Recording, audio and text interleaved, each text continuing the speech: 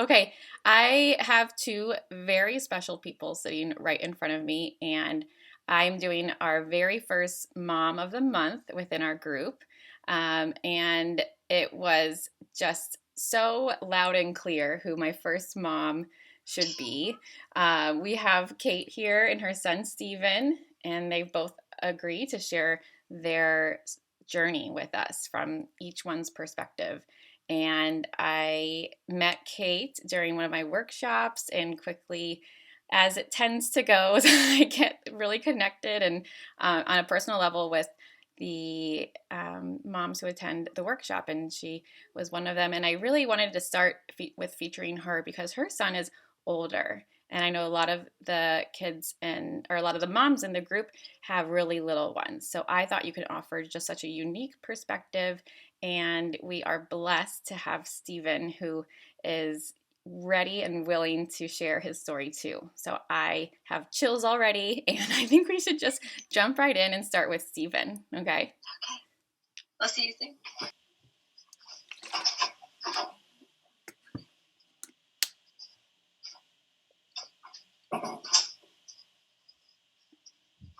Hi.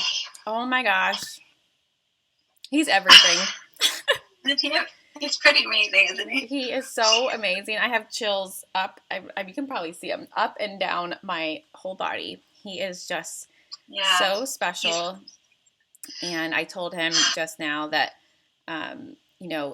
what he just shared in his story, and that it's going to help so many kids, but even more parents, because there's so much fear about what the future looks like. And I told him they're going to look into your eyes and hear your story and feel so much hope. So I'm so glad that he was able to be brave enough to share that, because I'm sure, he's not even 13 yet, so. I know.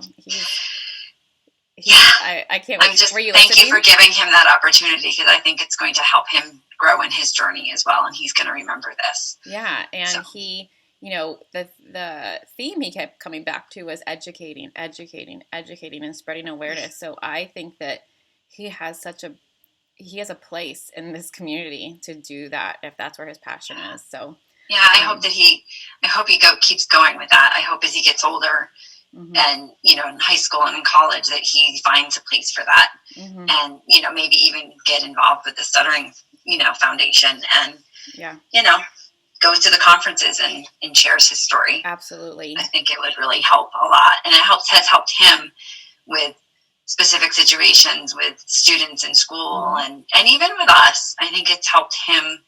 The people that have joined his journey along the way have given him the strength and the empowerment to know, what he needs to do to be the best that he can be. So yeah, we've been very, very blessed. Very blessed. Yeah, he is incredible. Well done, Mom. Holy cow! Thank you. Well, it's been a group effort. Yeah. And I told him it sounds like he's had his school therapist is a big support for him, and he kind of kept bringing her up. So I kind of highlighted how important that fit is. We have had a number of people, starting with his elementary speech therapist. Now, the amazing thing about her is that she wasn't just focused on stuttering, but she had a few students that didn't stutter, and she took it upon herself to educate herself for these specific children's needs, to make sure she knew how to best educate them. And she went to specific conferences, and she just changed his whole path. And she not only was Stephen's therapist, but she was Michael's. So it was really unique for us to have her just be part of his life and just help him through. Because not only was she his therapist first, like I think I overheard him saying, he was not only just a speech therapist for stuttering, but also for his emotional needs, because, stuff with Michael was not easy. He doesn't have the easiest life with Michael and Michael's background. So she was amazing. And then we went to middle school and we met Camilla Dodds, and she was just the most amazing person ever. And she did have a stuttering specialty. And so they connected her with him, and she yeah, she just made another impact on him, and he was having a few issues in school, and she went right to him. And same thing, it came back to education. She's, we're going to educate them and educate them, and they did that. And now he's in a different middle school, so he had to transfer to another middle school. And his current speech therapist is the same way. She's got a specialty in stuttering. So we just have been very blessed and very lucky to have had the people in our journey and our path. But I do think that that's an important thing for parents to know, is if it's not a right fit, you have to keep looking. Don't give up and just say, oh, this isn't working, because we were just lucky that it fit and that it made such an impact on him. And I think I've told you this a number of times. I know it affects him, but he doesn't let it stop him, you know? And I think that is the biggest thing to share with these parents, is that just empower them with the right tools, and they will be unstoppable. So I just feel like Stephen won't stop. I think he just has that ability to see through the hard, and he knows now, because of his experiences, how to deal with those situations, those bumps in the road. Yeah. So, and that really, it really came through in my interview with him. So I want to kind of ask you a couple specific questions, if you don't mind. Sure. So can you just share your journey from when he started, just his journey of he started stuttering, and then we did this, your action plan, to where you are now? Sure. And then we'll zoom in to the... Yeah, so I can tend to be wordy, so I'll try to be specific and to the point. So I specifically remember it was his 8th birthday party, and we had our family in for the birthday parties. It was both Paul's family and mine. And so we had a lot of people here, and I will never forget it. My sister-in-law came to me and said, you know, Stephen stutters. And I kind of did a double take. I was like, what? And then after the weekend was over, you know, we continued through our normal life, and all of a sudden he was stuttering all the time. And it was like onset. The onset was just immediate, and it was intense, and it was scary. And we just didn't know what to do. And at first, to be honest, and I think we've shared this story before, we thought he was faking it. And that was a little heartbreaking looking back on it now. But at the time, we just hadn't had a lot of experience with people that had stuttered. And he was 8 years old and didn't realize that at that point that, you know, he'd been speaking fluently for years. So I think that was a big shock. And so after some pretty intense dinners and, you know, us kind of getting, and, you know, like upset at him and like, you need to stop. Like, what are you doing? Like, why are you doing that? We realized that we needed help. And the next step I took, I was actually working in a school system, was I knew we needed an action plan. I said, this is not, there's something here that we're missing. And so I went to the speech therapist at school, and she said, absolutely, we can get him tested. And she said, yeah, he is a stutterer. And the next step for us after that was to go to his pediatrician. And the pediatrician put us in touch with, oh gosh, what are they called? Would it be a neurobiologist, a neurosurgeon, or somebody in the neuro field? I forget what the specific doctor was. Isn't that terrible? And we had him looked at through that, because he was also having tics that were coming along with it. He would move his shoulder, he would, you know, squint his face, and he had some tics, so we were a little worried about if it was something more than just stuttering. So we did that, and the doctor said that it wasn't,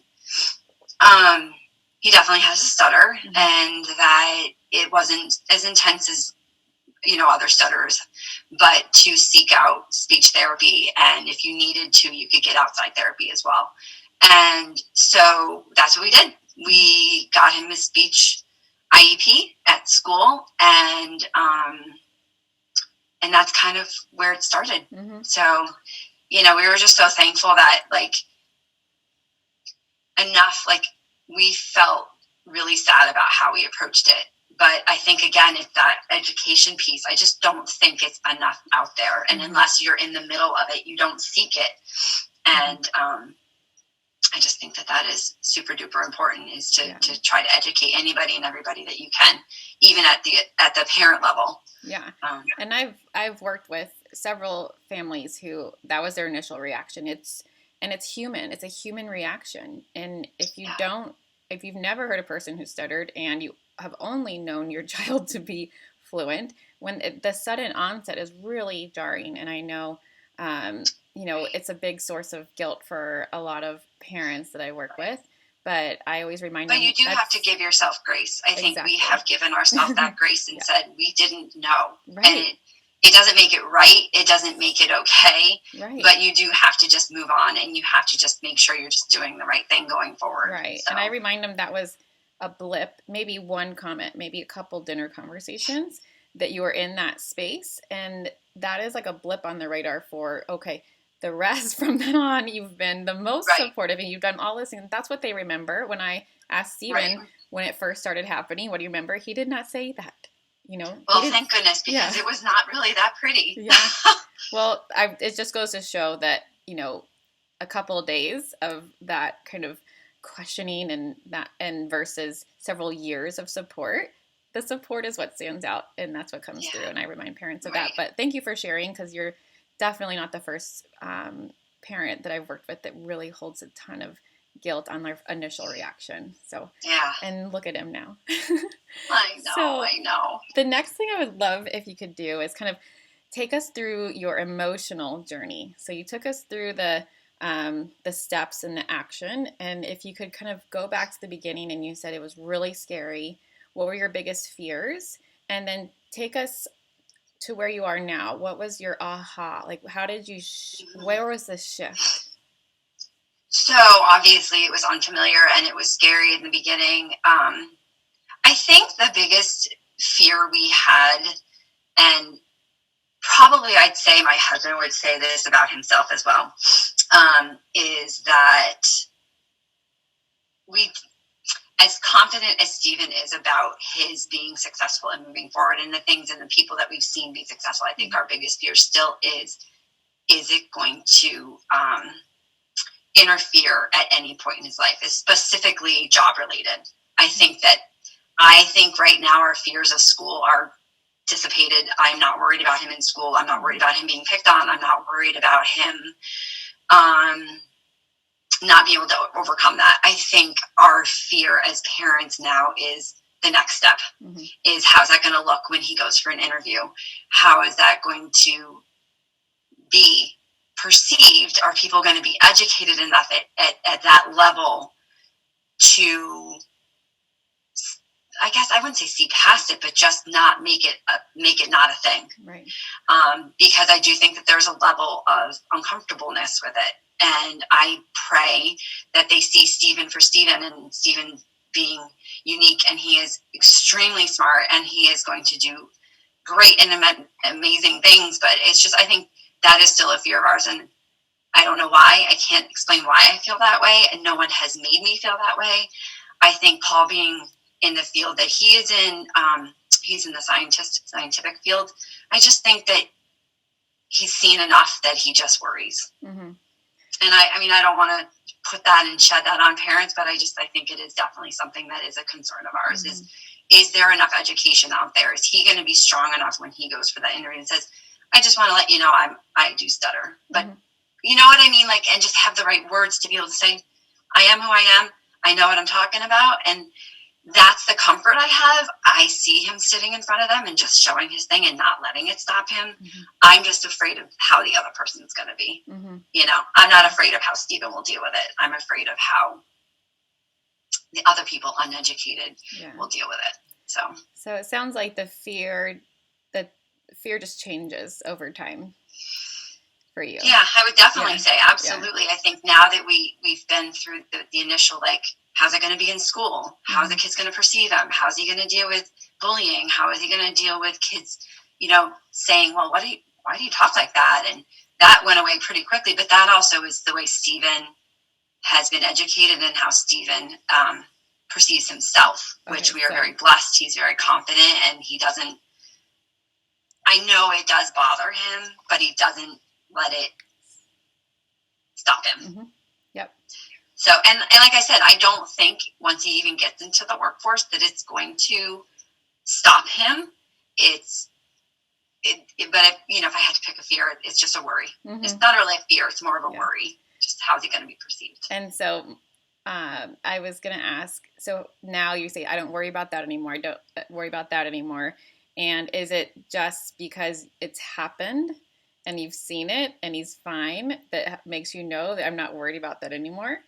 Is it yes, your child? Yes, I think because we didn't, when he first came to me in third grade and he told me he was being picked on, I mean, it probably crushed me as much as it crushed him.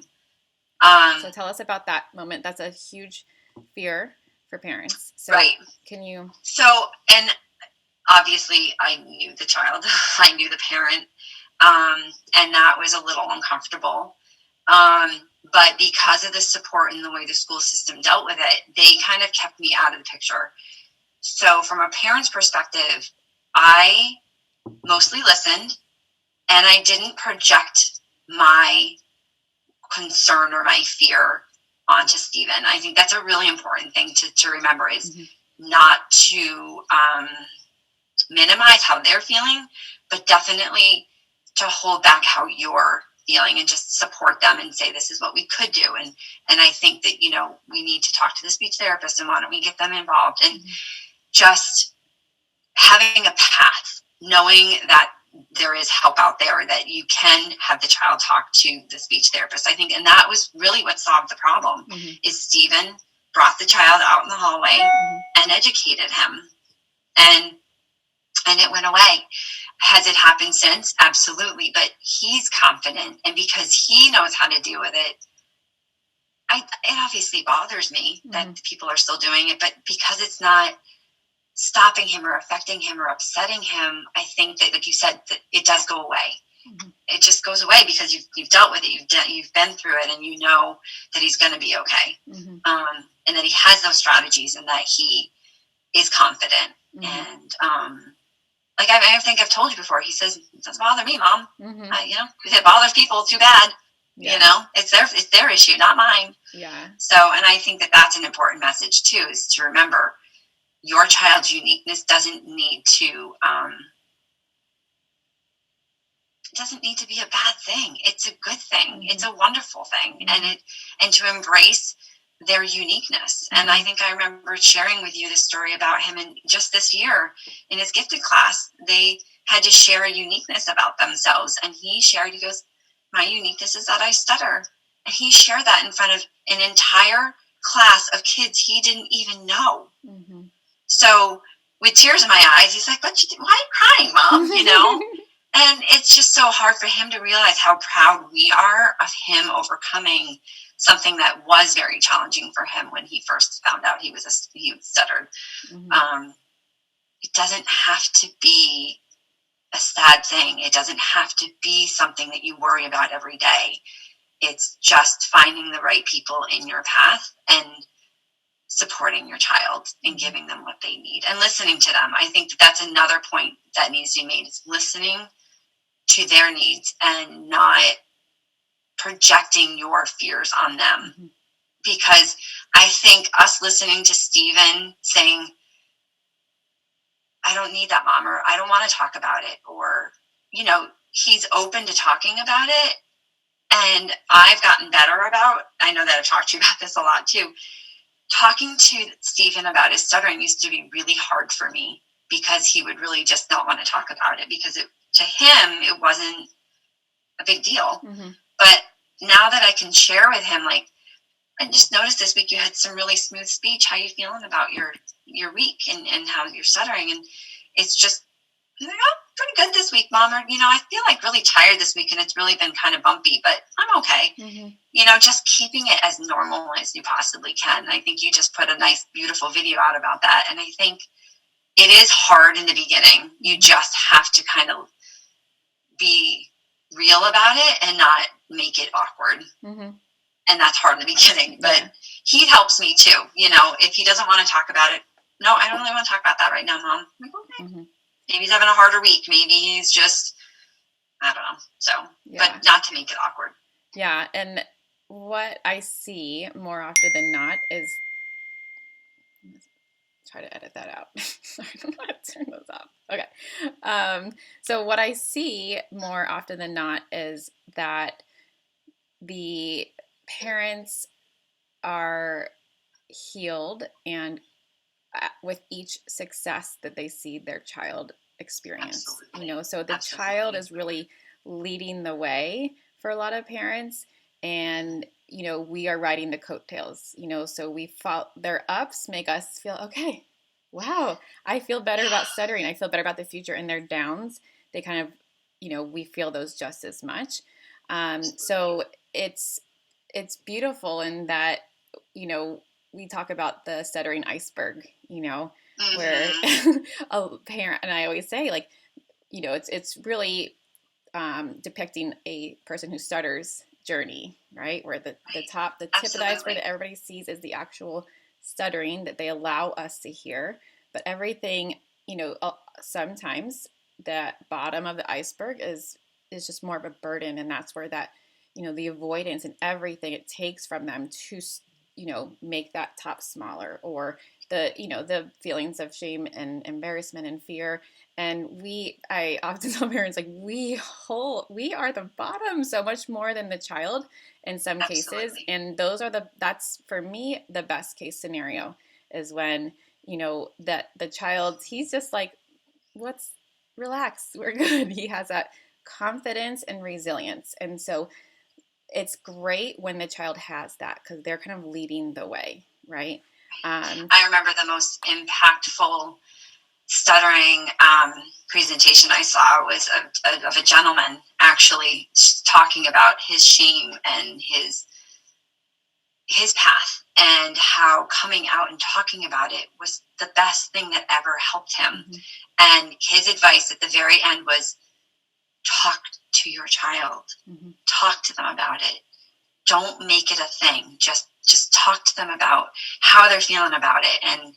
And he goes, if I hadn't hidden for so long, that it wouldn't have been, this path, this journey wouldn't have been so painful or difficult, and it wouldn't have felt the way that it has felt. But it was neat and interesting to hear his perspective, because I always felt like, and sometimes I feel like I am ignoring him. I'm ignoring his stutter but it's who he is. Like, it's, to us, it's just, yes, we feel like we're ignoring it, but it's just who he is. It's not anything different. And so anyways, it's just try to keep it as normalized as you possibly can. I'm sure it's concerning, and we didn't have the onset, like I said, it's 3 or 4. So I'm sure their concerns may be a little bit different.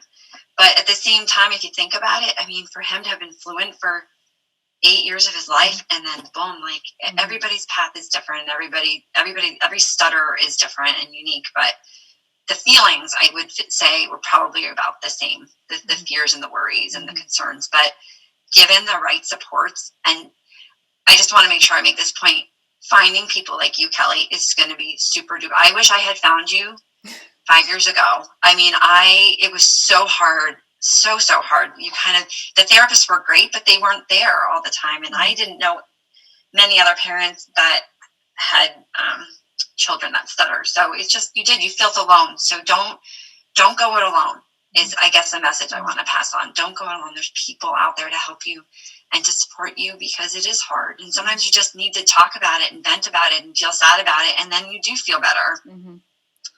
So, well, thank you. And to get more, like, zoom in on that a little bit more, what was it about, you know, our conversation that we had that you wish you would have heard from the beginning, that aha moment? Or was it the first time you just felt like you were supported? You had your own speech therapist to help you, you know, do this as a parent. So is there a moment that stood out of like, oh my gosh, okay. I think my first aha moment was when I finally took that first step and found the therapist at school. Like, it just felt better, because it was real. It made it real, and it just made it it felt better that we had a path and we had a place to go, and he had strategies. He was learning strategies, and but as far as a personal aha moment was when I joined. What group were you part of that you put your message in? Was that there was another parent community, the Stuttering community for parents and children. Yes. Yeah. And so I joined that because for so long I neglected myself and my part in what I needed to educate myself. I just kept relying on the SLPs that Stephen had, and I thought, I need to stop and take a moment and educate myself. And that's when I met you, and that's when I went through your program. And that's when I started signing up for conferences through the Stuttering Foundation. And I just, if anything, it was affirmation that we had done what we needed to for Stephen. And it also gave me a place to realize we're okay. We're okay. Because at first I'm like, are we okay? Am I okay? Am I like, why is it just felt normalized after a while? But then I just didn't allow myself to feel either. I just didn't allow myself to feel sad about it. And then I met you, and I felt sad about it. And then I felt happy about it because I realized he is in a really good place. And I had that affirmation from you and from the other moms, and they're like, he's in a good place. That's what I said. Like, he's already there. You've done everything you needed to do. And because he's older, I wouldn't say we got there faster. It's just that he was older and the path was just a little bit different. And like you said, everybody's path is different. And, just educating yourself about, the fact that is it going to, I'm totally forgetting the word,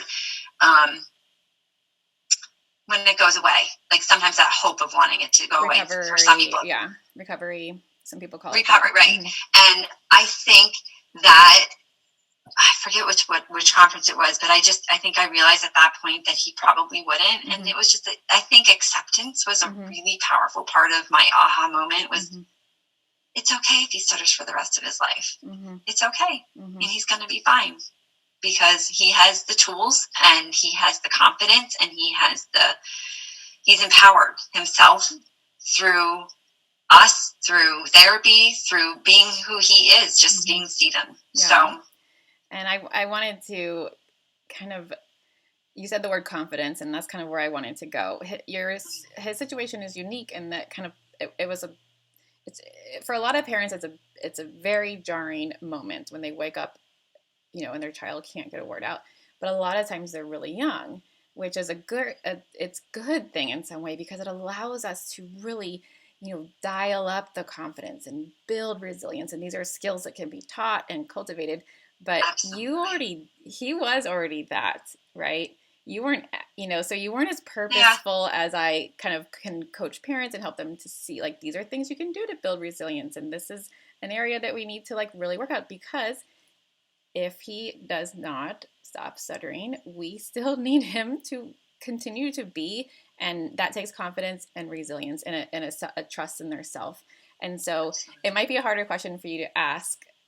What is it about your parenting that has, resulted in this really confident child who trusts himself to, knows his worth and knows it above all else? I still have to say this because it needs to be said, it's just not that hard for me to answer because I feel really strongly about it. So I have a very, very strong belief in growth mindset. And I have always, I think because of my path with Michael. Can you share a little bit about Michael? Sure. So Michael was diagnosed with autism when he was 2 years, 8 months. And at the time, obviously, it was very, very unfamiliar and very new to us. And so it definitely has impacted Stephen's journey as well, because we've had to adapt to some very challenging behaviors. And Stephen, unfortunately, being the only other sibling, has taken the brunt of sometimes of Michael's difficulty communicating and sharing his emotions and his feelings. And, so I do think that has played a huge role in Stephen's ability to overcome things, because he in some ways has always been the stronger of the two. And I don't know how to say that in a nice way. Like, it's not a bad way, but Stephen just understands emotions differently than Michael does. And so, because of my belief in growth mindset, we have had to learn how to say things differently. We've had to learn how to, instead of, we call him negative Ned. Okay, negative Ned needs to go away today, and we need to have, positive Paul, or whatever we called it at the time. You had to flip how you say things, and that's how growth mindset works, right? You try to not have a fixed mindset that it's going to be this certain way. It's okay. Well, we might not be able to do that, but we can't do that yet. Instead of we can't ever do that, or we feel sad right now because I can't go do what I want to do. We just can't do it right now. Maybe we'll have to do that, or it could be I'm not really good at spelling per se. Say, well, you're not good at it yet. You're working on it. So we just always had to flip situations and say things in a more positive way. And so Stephen grew up like that. And we were constantly, obviously we're human, and we know that not everything was beautiful and positive and perfect, and we couldn't flip it all the time. And sometimes I just cried and, put myself in the bathroom and locked the door for a little bit and got my cry out. But I think that growth mindset is a huge, huge thing. And I think that there's a lot of research out there about it. And I think that built not only my confidence, but it helped my kids be able to overcome some pretty tricky situations. Now, Michael's really high functioning, luckily, and he's very smart. And so in that sense, we've been blessed. But the journey hasn't been any less difficult emotionally. And, I think Steve and I were talking about adversity earlier, and he's like, well, what's adversity, Mom? And I said, it's just, people are different, and how you deal with the differences in people. And he's had to overcome adversity in his own family, his adversity, his differences, and his brother's uniquenesses. But he's good at communicating. And I think that's the other piece. You have to have communication. You have to communicate your feelings. You have to communicate, if you're having a bad day, instead of lashing out, it was, okay, instead of being angry at me, we need to talk about this. I'm in a bad mood. Please just leave me alone for 5 minutes. And so just that kind of, that verbiage, that finding ways to communicate, even with my husband, like, just, the kids are having a hard day, or, I'm having a hard day, just how you communicate and how you share. That's just how they've grown up. Yeah. I mean, we've had to learn to communicate, and we always know when we're not communicating, because things break down and things don't work as well. Yeah. So, well, I'm like grinning ear to ear, because you're like a walking, he is, one of the strategies I do teach is this growth mindset. And, he's just a poster child for what that looks like when growth mindset has been a part of a child's life, and things are presented in that way. Wow. And then the other thing I'm hearing is, so definitely the growth mindset, attitude and support, but now it sounds like feelings have always been on the table. Like we're always going to be able to talk about feelings in this house. And I think that's, what you're describing is this communication, and it's not just communicating about daily happenings, but it's communicating about feelings and following their lead. And just so we are a family and we talk about feelings. You can tell me that this is how you're feeling, and I will respect that. You're allowed to feel all the feelings, but it sounds like you guys have a dynamic that very much is not, pushing feelings down. We're not talking about feelings. Like, we feel all the feels, and we can talk about them, but just, we're going to name them. And he grew up that way. So those are two really, really important things I try to share with parents. I'm glad. Because I'm the only girl in this household, so I felt like it's very, very. I think it's important for boys to know that it's okay to talk about their feelings too, because I think that sometimes traditionally it's been like, oh no, we're not going to talk about that. So, and it may not always be comfortable with it, but and I always tell parents, it doesn't talking about stuttering or bringing it up doesn't have to be a therapy session every time, and neither does talking about, it's just a check-in. Hey, bud, you seem kind of off today. What's going on? Mm-hmm. I'm feeling off, Mom. So I'm just going to go to my room. Okay.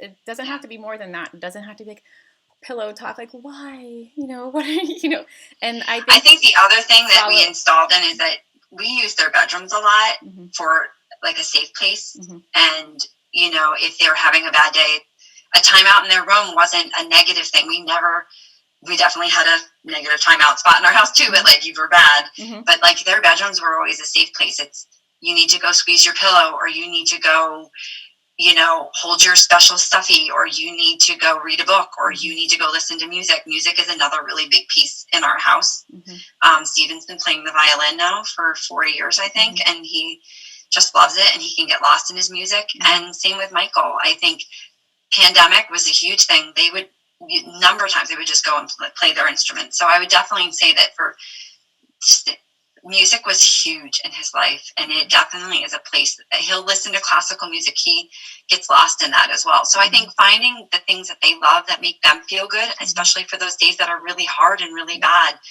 maybe it's a book with Mom. Maybe it's, I just don't want to talk right now. Could you just read me a story? Yeah. And then, I don't know, just all that kind of stuff. Yeah, so like I said, I did not do it perfect.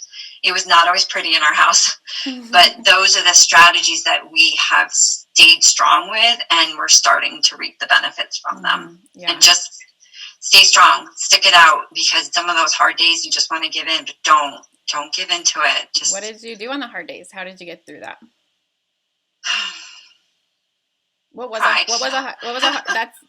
That's okay. I did. I did cry a lot in the beginning. What was a not hard so day? much with Steven. I cried more over Michael because he was really hurtful. Mm-hmm. But I think with Steven, just playing a game with him, or just being in the moment, doing something else that was just completely unrelated. Mm-hmm. Going for a walk, or we're going to the park today. Right. Everybody just get your shoes on. We're just going to go to the park. Mm-hmm. And just acknowledging that it was an off day and that we just needed to switch gears, mm-hmm. I think was another really huge piece to just getting through the hard days.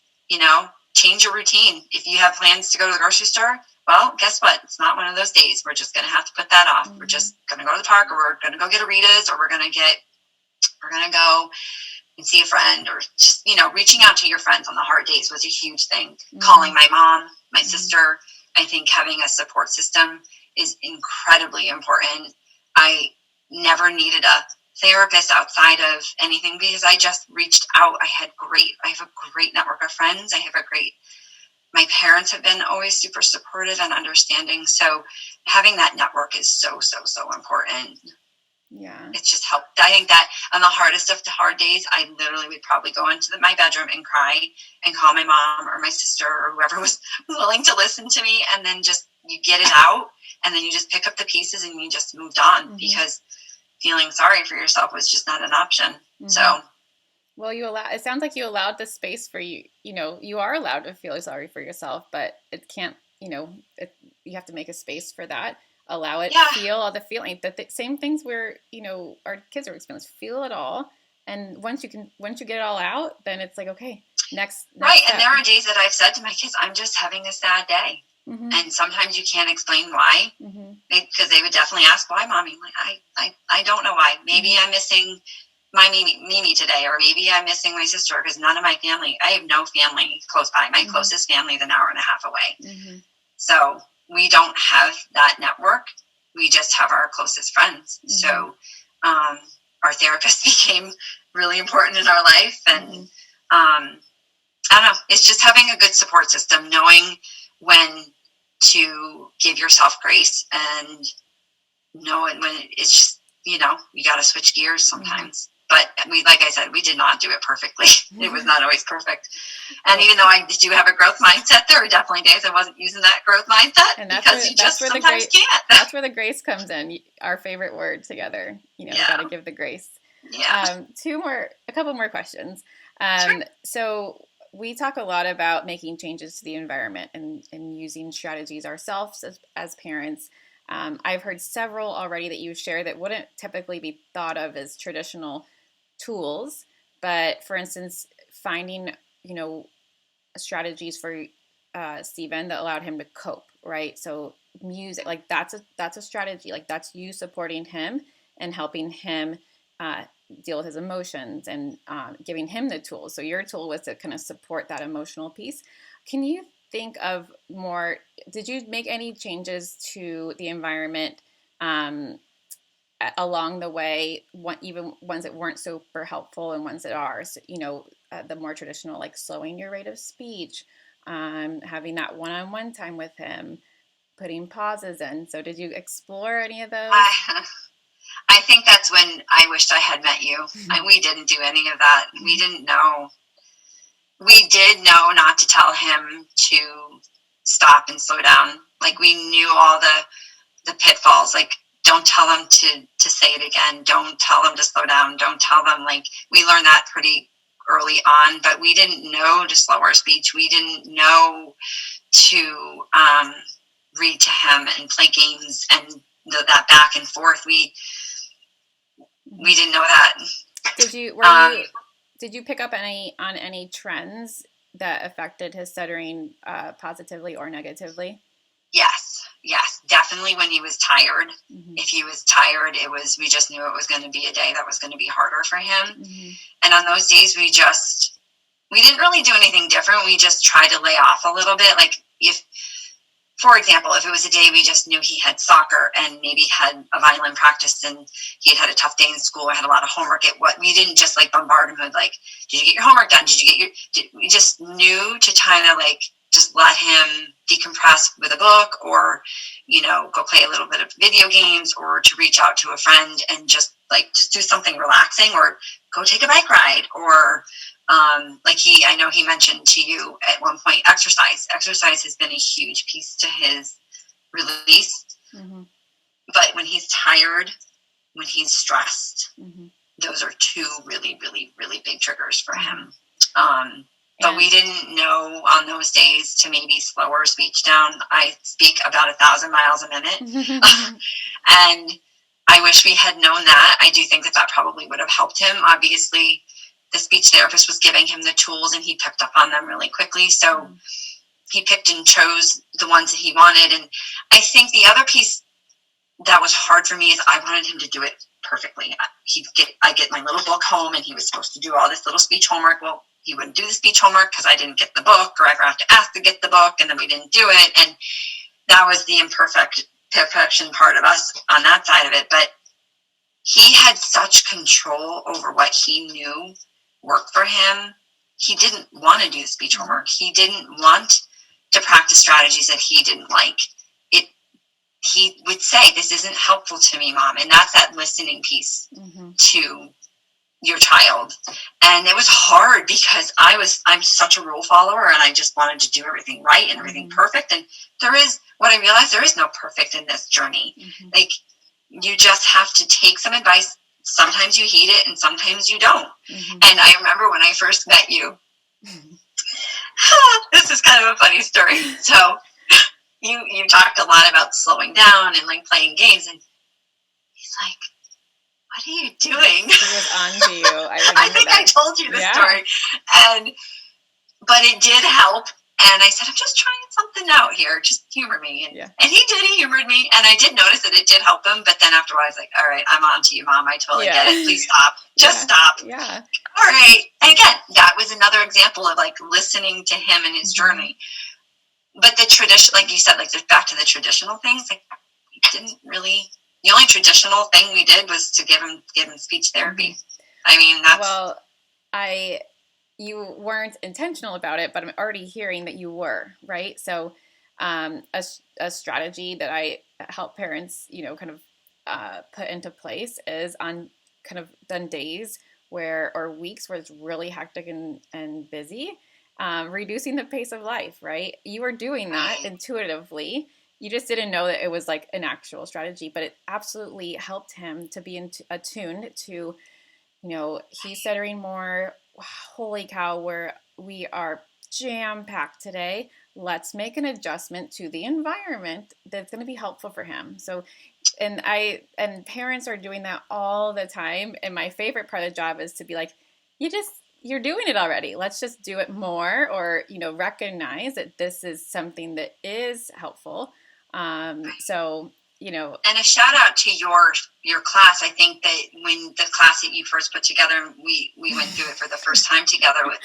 God bless you. You were my very first workshop class. It was, you know what though, and I will tell you again, it was amazing because some of it was affirmation for me. Mm-hmm. Some of it was because I already been through a lot of what everybody else was going through for the first time. Mm-hmm. It was affirmation, but it was also, there were pieces to it. I was like, oh, maybe I need to focus more in on that a little bit. It was so broad in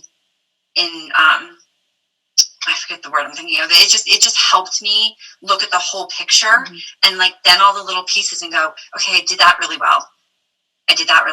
Oh, maybe I need to focus on this area. Like it just was all encompassing, and it, like I said, some of it gave me the confidence back that I didn't mess up, I didn't mess up, and mm-hmm. We did do the right things. And so some of your class was helpful for guidance, but it was also an affirmation piece, mm-hmm. for, maybe somebody who has already been through the class. And I know that you knew I felt that going through that class because I had been through a lot of what you were going through, mm-hmm. with them. But it was still so incredibly beneficial for me. And I will recommend that class to anybody. Thank you. Because it's just, and I know you didn't ask me to talk about it, but it was very impactful, and it was very nice because I not only met wonderful people through it, but I learned a lot about myself, and I learned a lot about things that were really helpful for Stephen. So yeah, and I think I remember telling you, like, he's already there. You said you were validated, and I think that was a big aha. That my was side huge, of it is that, like, yes, you're like, I was doing that right, but there's no better evidence of that than Stephen. It's like, let's get to Stephen's level. Like, he's good. He's so sweet. He is so good, and that's what I remember you telling me that it sounds like he's there. Yeah, he's there. And I think sometimes you just have to step back and like look at the bigger picture, and he is there. Mm-hmm. You do have those worries, and you do have this sadness or the worries of the day.